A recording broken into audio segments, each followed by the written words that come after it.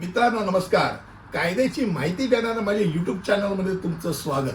आणि आजचा विषय पुनर्वसनासाठी पात्र असलेल्या संरक्षित झोपडपट्टी वासी म्हणून पात्र होण्यासाठी कोणत्या दस्तऐवजांची आवश्यकता असते याची आज माहिती घेणार आहोत. पहिली गोष्ट म्हणजे भारतातील खास करून महाराष्ट्रातील मुंबईतील झोपडपट्टी पुनर्वसन प्राधिकरणाने निश्चित केलेल्या नियमानुसार पुनर्वसनासाठी प्राप्त असलेल्या संरक्षित झोपडपट्टीवासी म्हणून पात्र होण्यासाठी किंवा फोटो पासासाठी साधारणपणे 1 जानेवारी 2000 किंवा 1 जानेवारी 2011 जसं धोरण जाहीर होतं त्याप्रमाणे झोपडपट्टी रचनेत वास्तव्य सिद्ध करावं लागतं. आणि हे सिद्ध करण्याकरता कोणते दस्तऐवज पाहिजे म्हणजे कागदपत्र पाहिजे त्याची आपण माहिती घेऊया.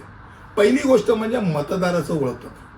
तुम्ही 2000 किंवा 2011च्या अगोदर किंवा त्या दरम्यान तुम्ही प्रकाशित झालेल्या मतदार यादीच्या प्रमाणपत्राचा उतारा दाखवावा लागतो की ज्यामध्ये तुम्ही त्या जागेतनं तुम्ही मतदार होता आणि तुम्ही मतदान केलेलं असेल. क्रमांक 2 फोटो पास. जिल्हाधिकाऱ्यांनी जाहीर केलेल्या मूळ फोटो पासची कॉपी की ज्यामध्ये तुम्ही तिथे झोपडपट्टी वासी म्हणून होता हे दाखवलं जातं. आणि हे साधारणतः 2000 आणि 2011ला फोटो पास हा प्रक्रिया झालेली आहे. त्यानंतर येतं वीज बिल. वीज बिल म्हणजे अधिकृत वीज कंपनीद्वारे घेतलेलं बिल किंवा रेकॉर्ड ज्यामध्ये कट ऑफ तारखेच्या पूर्वीची तुमचं त्या झोपडपट्टीचं आणि तुमचं नाव त्यामध्ये दिसलं पाहिजे. क्रमांक 4 म्हणजे मालमत्ता कर मूल्यांकन. महानगरपालिका असेल किंवा नगर परिषदेने झोपडपट्टीच्या मालमत्तेचा कर मूल्यांकनाचा पुरावा जर तुम्हाला दिला असेल, तुम्ही कर भरला असेल तर ते ग्राह्य पुरावा म्हणून धरला जातो. त्यानंतर 5 म्हणजे बँक पासबुक. झोपडपट्टीचा पत्ता दर्शवणारी कट ऑफ तारखेच्या अगोदरच्या जारी केलेल्या बँकच्या खात्याचं पासबुक. खास करून हे जर नॅशनलाइज बँक असेल तर उत्तम. त्यानंतर 6 म्हणजे परवाना किंवा कर पावती. कट ऑफ तारखेच्या अगोदर नोंदणीकृत असलेल्या कुठच्याही स्थानिक अधिकारी म्हणजे कोणीतरी काहीतरी सटरफटर नाही, जे स्थानिक अधिकारी आहेत त्यांनी जारी केलेले परवाने म्हणजे गुमास्ता लायसन असेल किंवा इतर कोणतेही जर तुम्ही व्यवसाय चालवत असाल तर त्याकरताचे परवाने किंवा कर पावती असेल तर ती. त्यानंतर येतं 7 शेअर प्रमाणपत्र. आता कट ऑफ तारखेच्या अगोदर नोंदणीकृत असलेलं तुमची जी सोसायटी आहे म्हणजे नोंदणीकृत झोपडी सहकारी गृहनिर्माण संस्था यांच्याकडनं तुम्हाला प्राप्त झालेलं शेअर सर्टिफिकेट. आणि हेच काय तर इतर पण कागदपत्रे त्यात आहेत.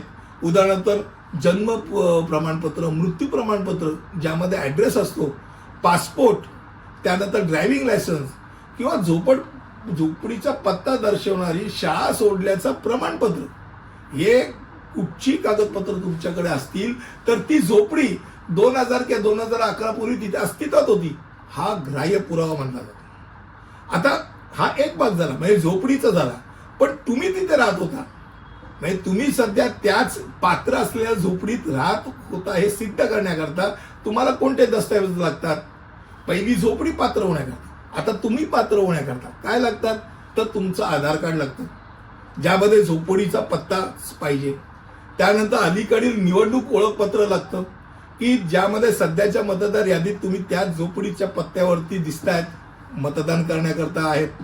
अलीकडील वीज बिल लागतं की ज्यामध्ये सतत साधारण वापरत असलेली जागा आणि त्याचं वीज बिल त्यात दर्शवून येतं.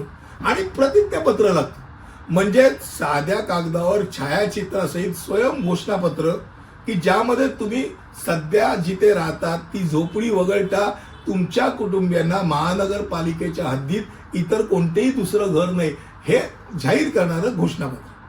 ही सगळी कागदपत्र एक तर झोपडी क्वालिफाईड होत करते म्हणजे पात्र करते आणि तुम्हाला तिथली पात्रता सिद्ध करण्यास उपलब्ध करते. आता याच्या व्यतिरिक्त विशेष काही प्रकरण असतात ज्यामध्ये वरच्या मजल्यावरती समजा रहिवाशी राहत असेल म्हणजे 1+1 तर नोंदणीकृत भाडे करार कट ऑफ तारखेच्या अगोदरचा आणि त्या विशिष्ट मजल्यावरील तुमचं म्हणजे जो कुटुंब राहत आहे त्याच्या नावे असलेलं वीज बिल हे दाखवावं लागतं. आणि वारसा हक्कासाठी असेल तर मूळ राहत्या घर मालकाचा मृत्यूपत्र, वारसा हक्काचा पुरावा किंवा इतर कायदेशीर वारसांकडनं संमतीपत्र ह्या गोष्टी लागतात. आज आपण पुनर्वसनासाठी पात्र ती झोपडी होण्याकरता आणि पात्र झोपडी धारक होण्याकरता काय काय कागदपत्र लागतात ह्याची माहिती घेतली. पुन्हा भेटूया असंच काहीतरी कायद्याची माहिती घेऊन. तिथपर्यंत इथेच. धन्यवाद.